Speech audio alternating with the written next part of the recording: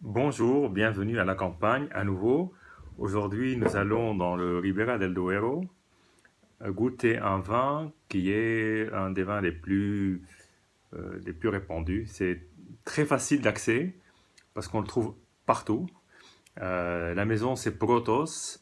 Là, c'est la cuvée qui s'appelle la cuvée Roble en 2018. Donc, on est sur du Ribera del Duero très classique. En gros, le vin suit une fermentation à température douce entre 24 et 26 degrés, avec une macération avec les pots. Et ensuite, le jus de fermentation est vieilli dans un mélange de fûts de chêne français et américains, des fûts pas neufs, bien sûr, et ensuite 6 mois en bouteille et puis mis sur le marché. Donc là, on est sur 2018, il est sorti il y a quelques mois et comme je l'ai dit, on le trouve relativement facilement. Voilà, donc très emblématique du Ribera del Duero classique. Voilà, celui qu'on qu'on peut facilement goûter sans trop se poser de questions, en plus à un prix très accessible.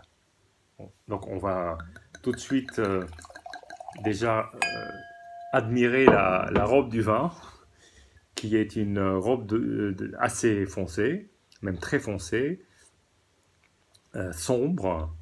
Les reflets sont encore jeunes. Euh, c'est assez. On voit pas le fond du verre.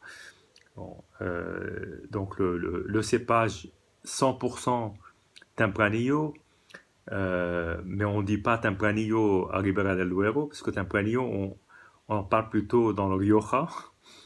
Et là, c'est Tinto del País. Alors des fois, on entend aussi Tinto Fino sur certaines appellations du centre de l'Espagne, mais c'est toujours le même cépage.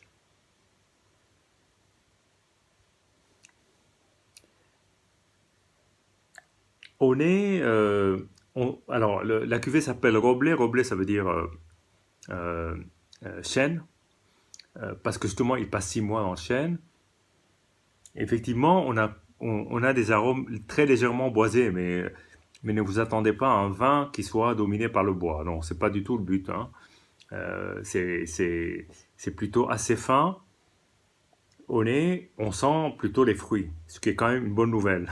Tant mieux, parce que j'ai quand même beaucoup de difficultés à apprécier les vins où on sent que le bois, parce qu'après, on ne sait plus ce qu'on boit, euh, sans jeu de mots. Là, ces fruits, fruits rouges, fraises, framboises, très fruits, hein, vraiment très fruits. Pas très puissant, là. Avant agitation, je viens d'ouvrir la bouteille. Probablement dans quelques heures, ce sera plus expressif et plus parlant.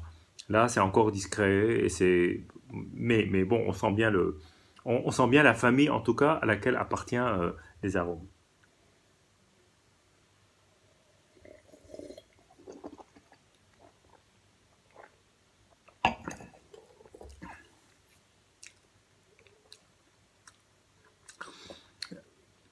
Alors, une attaque très sur le fruit, très sur le fruit. Et là, du coup, le côté boisé, on le sent beaucoup moins.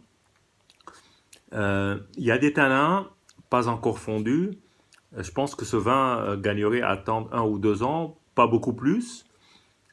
Mais le fruit, quand même assez présent. Il y a une très légère amertume, côté un peu encre, mais qui est somme toute pas envahissante, parce que justement, on a une assez belle matière, pas très structurée, pas très profonde, mais c'est un vin qui a une certaine présence en bouche. Il est là, quoi. Il glisse pas, il n'y a pas ce côté aqueux qu'on peut trouver chez certains vins jaunes. Là, non, c'est bien.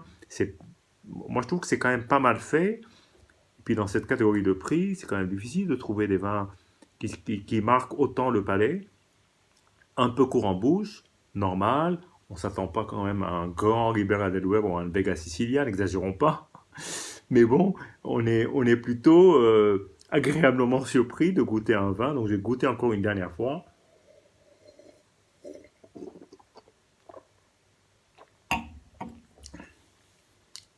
Idéalement, il devrait être servi à entre 16 et 18 degrés, mais il n'est pas chaud, malgré la température ambiante là.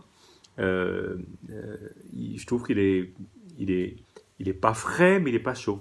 Il n'y a pas de chaleur, il n'y a pas d'alcool, donc c'est plein de bons points. Je trouve que c'est quand même euh, au total un bon vin.